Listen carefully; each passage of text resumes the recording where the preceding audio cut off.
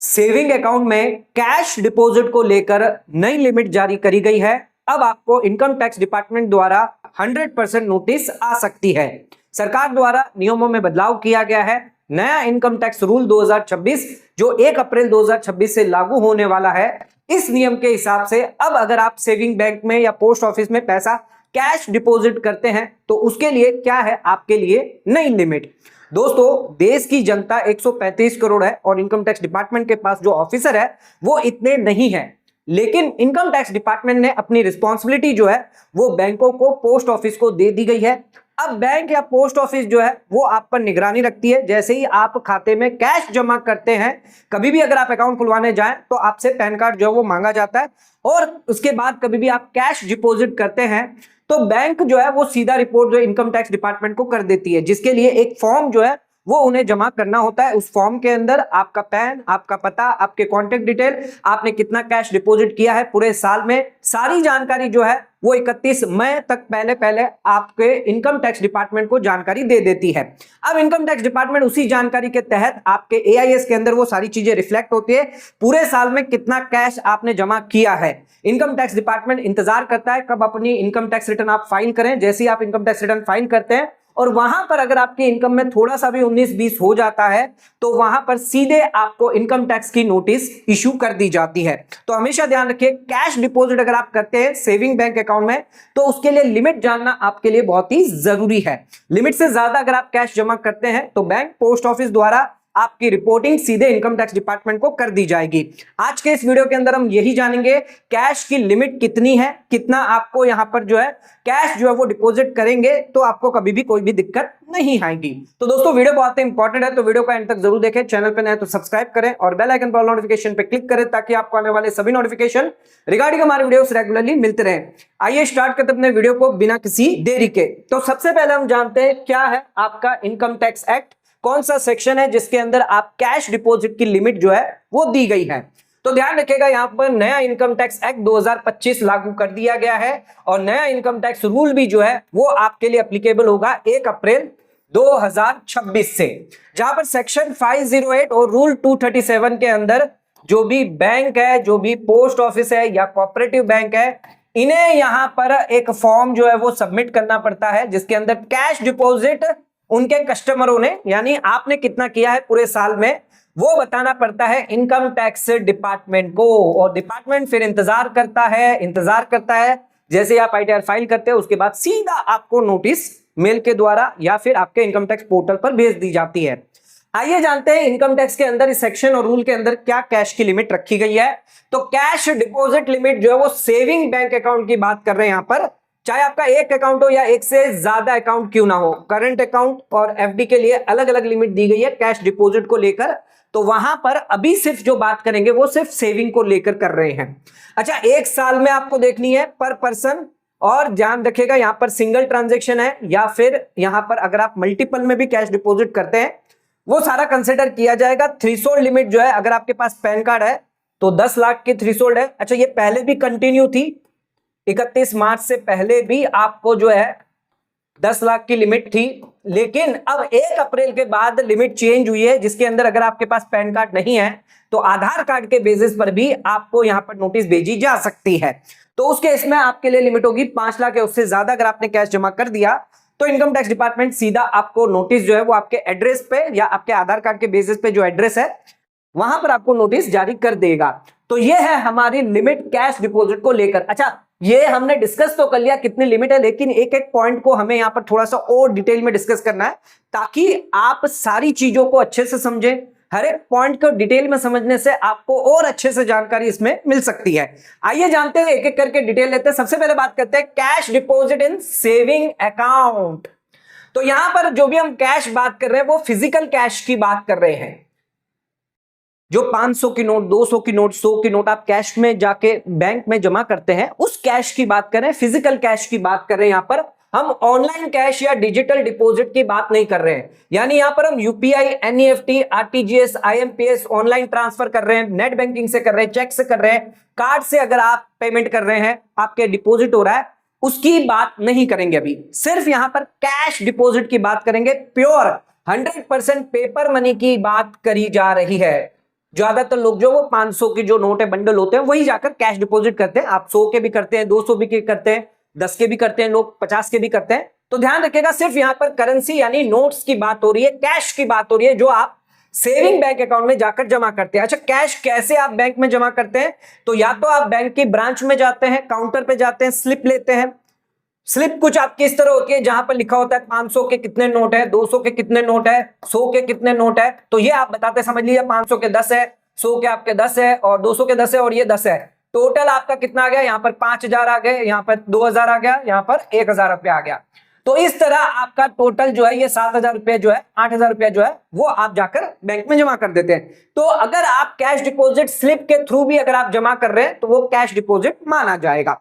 इसके अलावा आप कैश डिपॉजिट मनी यानी मशीन जो है, जैसे एटीएम से पैसा निकालते हैं वैसे ही कैश डिपॉजिट मशीन होती है जिसमें आप पैसा डाल सकते हैं। आप अपने डेबिट कार्ड से या अपने अकाउंट नंबर डालने के बाद आपका यहां पर खुल जाता है जिसके अंदर आप कैश डिपॉजिट कर सकते हैं। इसके अलावा तीसरा, जो आपके कोई थर्ड पार्टी आपका जो कस्टमर है अगर, या आपने किसी को कैश लेकर भेज दिया बैंक में, तो वो भी यहां पर जमा कर सकता है। अगर लार्ज अमाउंट है तो उसके इसमें बैंक उनसे पैन कार्ड ले लेगा। अच्छा, कितने टाइप के सेविंग अकाउंट हो सकते हैं फिजिकल कैश डिपॉजिट के लिए? इंडिविजुअल आपका खुद का अकाउंट हो सकता है। अच्छा, आपने ज्वाइंट अकाउंट खुलवाया हो, किसी ने, हस्बैंड और वाइफ ने, तो ध्यान रखिएगा दोनों के केस में यहां पर रिपोर्टिंग होगी, हस्बैंड में भी हो जाएगी और वाइफ के एएस में भी रिपोर्टिंग होगी।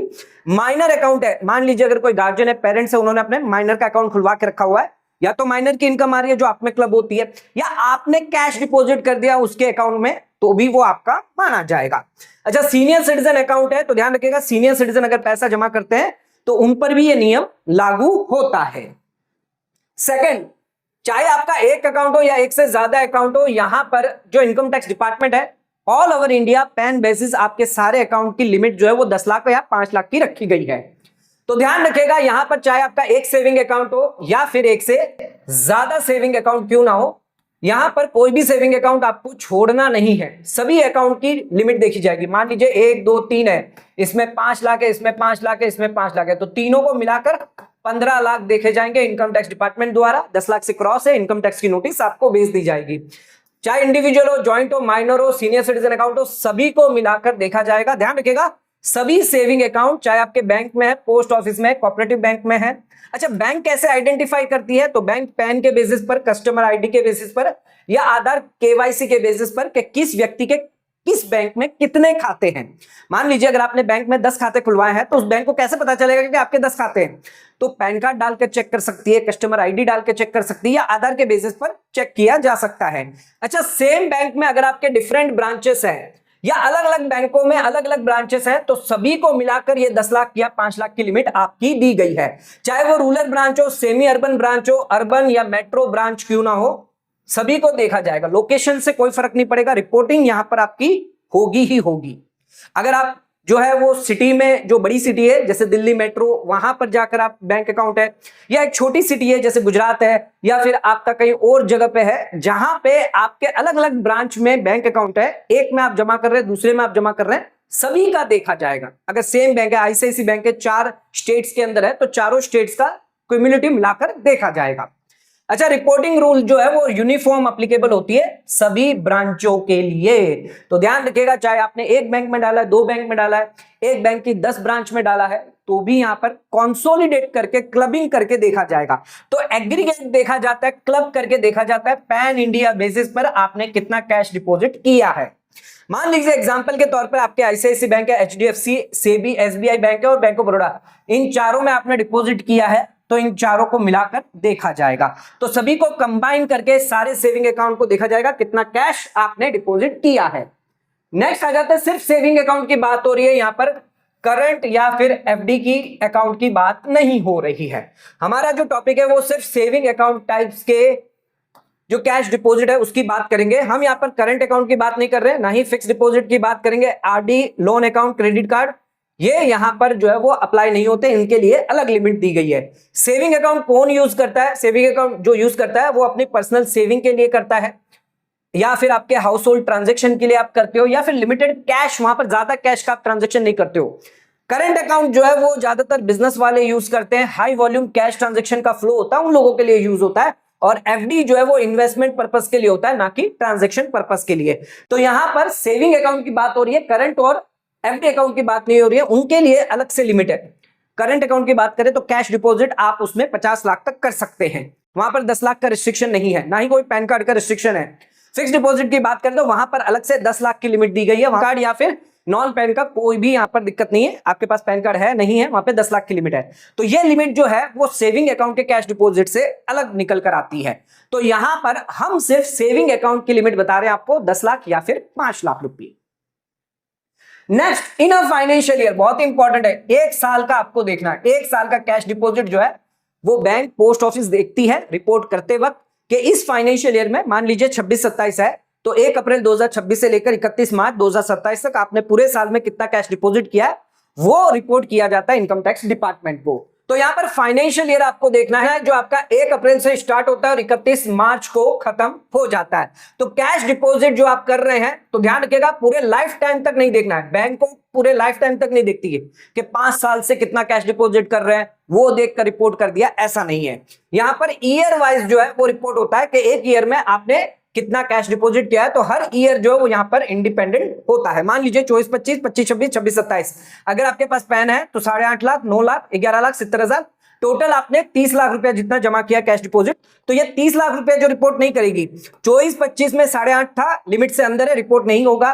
25-26 में 9 लाख था, रिपोर्ट नहीं होगा। लेकिन 26-27 में क्योंकि 10 लाख से क्रॉस हो गया, पैन है तो रिपोर्ट हो जाएगा। अच्छा, नॉन पैन की बात करें तो पहले यहां पर था नहीं लिमिट, यहां पर 10 लाख की थी, ठीक है, लेकिन यहां पर देखिए 7,20,000 रुपए जो है वो आपने जमा कर दिए, तो ये रिपोर्ट हो जाएगा क्योंकि ये 5 लाख से ज्यादा है। वैसे ही एक साल के अंदर अलग अलग डेट में, अप्रैल महीने में, अगस्त महीने में, फरवरी महीने में आपने कैश डिपॉजिट किया है अलग अलग डेट को, तो ये आपका रुपया है। अगर पैन कार्ड है, पैन कार्ड नहीं है तो 5.5 लाख रुपए किया है, तो इस केस में रिपोर्ट नहीं होगा, लेकिन नॉन पैन कार्ड के केस में रिपोर्ट कर दिया जाएगा। तो एक साल में अलग अलग डेट में अगर आपने किया है तो सबको मिलाकर देखा जाएगा। नेक्स्ट आ जाते हैं ऑफ पर्सन, कैश डिपॉजिट जो करेगा, जो भी पर्सन है उन पर ये एप्लीकेबल होगा। तो पर्सन यहां पर आइडेंटिफाई होता है पैन बेसिस पे, तो अगर आपका एक पैन कार्ड है तो वो एक पर्सन माना जाएगा। तो सारी एक्टिविटी जो भी आप कैश डिपॉजिट करते हैं, प्रॉपर्टी खरीदते हैं, वो आपके पैन कार्ड से जुड़ी होती है। इनकम टैक्स डिपार्टमेंट सभी चीजों को देखता है, लेकिन कैश डिपॉजिट की बात करें तो सभी बैंकों को मिलाकर जितना भी आपने पैन कार्ड में कैश जमा किया है वो देखा जाएगा। अच्छा, इनकम टैक्स के हिसाब से पर्सन कौन है? जो भी इंडिविजुअल है, HUF, company, firm, AOP, BOP, trust, ये सभी पर्सन की डेफिनेशन में आते हैं। इन सब पर कैश डिपॉजिट का नियम लागू होता है। जो 10 लाख का, 5 लाख का नियम है, इन पर भी लागू होता है। लेकिन हम जो डिस्कस कर रहे हैं वो सिर्फ फोकस कर रहे हैं किस पर? इंडिविजुअल पर्सन पे। इंडिविजुअल पर्सन कौन हो सकता है? सैलरीड एम्प्लॉय हो सकता है, सेल्फ एम्प्लॉयड हो सकता है, या फिर जो पेंशनर है, स्टूडेंट हो गए, हाउसवाइफ हो गई, सीनियर सिटीजन, माइनर, जो गार्जियन के बिहाफ पे अकाउंट खुलवाते हैं। तो हम इंडिविजुअल्स की बात कर रहे हैं, कंपनी है, एचयूएफ है, फर्म है, हम उनकी अभी बात नहीं कर रहे हैं। अगर आप एक आम नागरिक है, 10 लाख रुपए या उससे ज्यादा जमा करते हैं तो आपको इनकम टैक्स डिपार्टमेंट की नोटिस आ सकती है। नेक्स्ट, अगर आप सिंगल जमा करते हैं या फिर एग्रीगेट में जमा कर रहे हैं, ध्यान रखिएगा सिंगल कैश डिपॉजिट क्या होता है। आपने एक समय में, एक दिन में अगर सेविंग अकाउंट में कैश डिपॉजिट किया है, एग्जाम्पल के तौर पर मान लीजिए आप 10 जुलाई 2026 को 1 बजे जो है वो बैंक में जाकर कैश जमा करते हैं 8 लाख रुपए, तो ये 8 लाख रुपया जो आपने जमा किया है ये सिंगल डिपॉजिट माना जाएगा कि आपने एक समय में, एक दिन में डिपॉजिट किया है, ये सिंगल डिपॉजिट मान लिया जाएगा। तो एक सिंगल कैश डिपॉजिट जो है वो एक बिग डिपॉजिट माना जाता है। ज्यादातर यहां पर भी बैंक को अगर सस्पिशियस लगता है तो वो रिपोर्ट कर सकता है, भले ये 10 लाख से कम क्यों ना है। लेकिन कई बार यहां पर जो बैंक देखी गई है 3 लाख, 5 लाख, 6 लाख रुपए जो है अगर आप जमा करते हैं तो आपके एआईएस में रिफ्लेक्ट होता है, क्योंकि कई बार बैंक सिंगल ट्रांजैक्शन भी जो है यहां पर रिपोर्ट कर देती है। अच्छा, अगर आप एग्रीगेट में कैश डिपॉजिट करते हैं यानी मल्टीपल करते हैं तो उस केस में टोटल यहां पर किया जाएगा सभी कैश डिपॉजिट को। एक साल में यानी 1 अप्रैल से लेकर 31 मार्च तक आपने कितना कैश डिपॉजिट किया है, चाहे आपका एक खाता हो या एक से ज्यादा खाता क्यों ना हो। यहां पर पैन वाइज जो है वो देखा जाता है। अगर आपने डिपॉजिट को टुकड़े भी क्यों ना कर दिए हैं, लेकिन रिपोर्टिंग आपकी यहां पर फिर भी होगी। मान लीजिए आपने 10 अप्रैल को 1.5 लाख रुपए जमा करिए, 20 अगस्त को आपने 2 लाख रुपए जमा करे, 15 जनवरी को आपने 1.5 लाख जमा किए, टोटल 5 लाख रुपए जमा किए।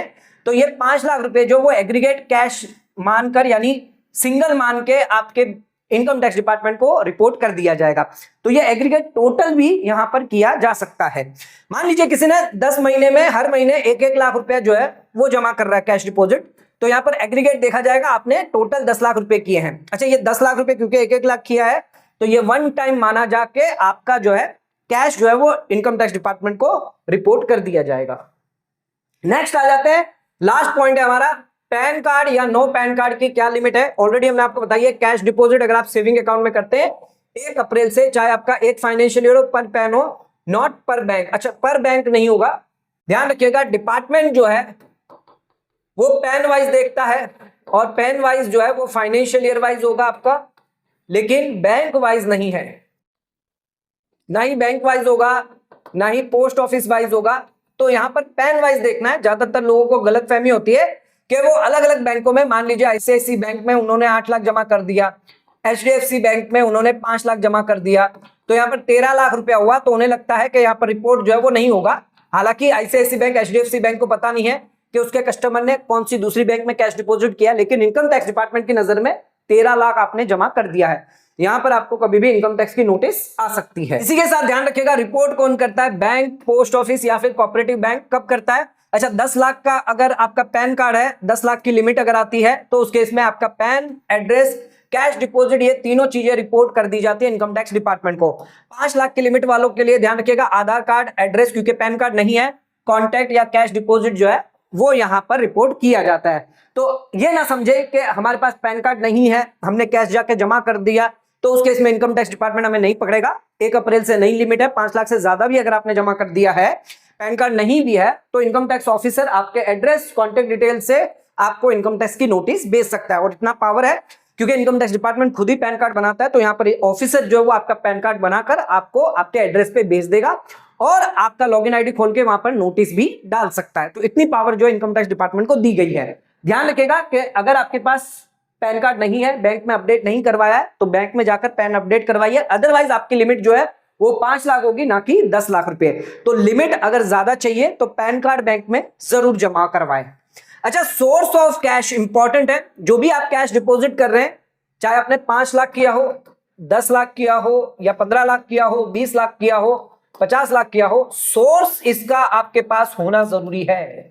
अगर ये सोर्स नहीं हुआ तो उस केस में आपको हैवी पेनल्टी टैक्स लग सकता है। सोर्स क्या हो सकता है? हो सकता है आपने कैश सैलरी जमा करी है बैंक में, या आपने बिजनेस है, प्रोफेशन है, कैश सेल जमा कर दी, या आपकी कोई हाउस प्रॉपर्टी रेंट पे दी थी, कैश आपने उससे जमा कर दिया, या कई बार क्या होता है हम एक बैंक से कैश निकालते हैं और दूसरी बैंक में डाल देते हैं, या सेम बैंक में कैश विड्रॉ करते हैं और सेम बैंक में ही अगले दिन या नेक्स्ट डे जो है वो कैश डिपॉजिट कर देते हैं। तो यहां पर आपको प्रूव करना होगा कि जो भी सोर्स है, जो भी कैश डिपॉजिट हुआ है, उसका स्टेटमेंट आपको प्रॉपर बताना होगा। ध्यान रखिएगा, यहां पर इनकम टैक्स डिपार्टमेंट जो है वो हमेशा कैश डिपॉजिट देखता है, कितना आपने कैश डिपॉजिट किया है। बैंक भी यहां पर जो रिपोर्ट करता है वो कैश डिपॉजिट रिपोर्ट करता है। बैंक कभी भी cash deposit minus cash withdrawal नहीं करता। मान लीजिए 10 लाख रुपए आपने डिपॉजिट हुआ है, लेकिन उससे पहले आपने 15 लाख रुपए जो विड्रॉ करके रखे हुए थे, तो यहां पर बैंक जो वो 15 लाख नहीं देखेगा, सिर्फ 10 लाख देखेगा कि आपने कैश डिपॉजिट किया है, सीधा इनकम टैक्स को रिपोर्ट कर देगा। इनकम टैक्स भी उसके बेसिस पर आपको नोटिस भेज सकता है। जबकि यहां पर बैंक को क्या करना चाहिए था, 15 लाख विड्रॉ है ऑलरेडी, माइनस 10 लाख करेगा तो 5 लाख ऑलरेडी एक्स्ट्रा है, तो यहां पर बैंक को रिपोर्ट नहीं करना चाहिए था। लेकिन यहां पर बैंक जो है वो इस चीज को नहीं देखता, उन्हें सिर्फ कैश डिपॉजिट बोला गया है, तो इनकम टैक्स डिपार्टमेंट भी उसी चीज को देखता है। लेकिन कई सारे ऐसे केसेस है जहां पर जो नेट होता है वही आपका एक्चुअल डिपॉजिट या एक्चुअल कैश माना जाता है। तो आपको ध्यान रखना है कैसे आपको एक्सप्लेन करना है, क्योंकि जो भी आपका बैंक स्टेटमेंट है, अगर जैसे ही कैश डिपॉजिट है उससे पहले कैश विड्रॉल होना चाहिए। अगर वो आपका मैच होता है तो उस केस में उतना कैश डिपॉजिट जो वो आपका कम हो जाता है।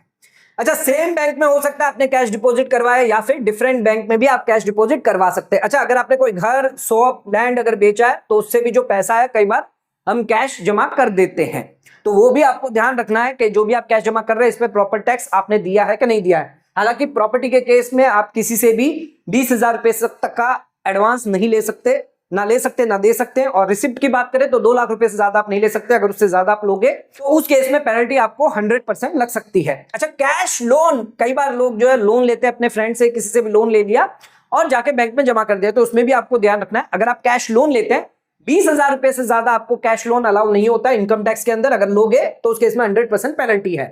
कैश गिफ्ट हो सकता है क्या, कोई कैश गिफ्ट है आपके फ्रेंड ने आपको दे दिया, तो वहां पर भी ध्यान रखिएगा। एक तो आपको 50,000 से ज्यादा सभी फ्रेंड से मिलाकर या नॉन रिलेटिव से मिलाकर नहीं लेना है, अगर लोगे तो वो आपके लिए टैक्सेबल होता है। और 2 लाख से ज्यादा आपको कैश किसी से भी नहीं लेना है। मान लीजिए कैश गिफ्ट आपने रिलेटिव से ले लिया, एग्जाम्प्ट है, लेकिन 2 लाख से ज्यादा आपको किसी से भी एक पर्सन से एक दिन में ट्रांजैक्शन नहीं करना है कैश में लेने के लिए।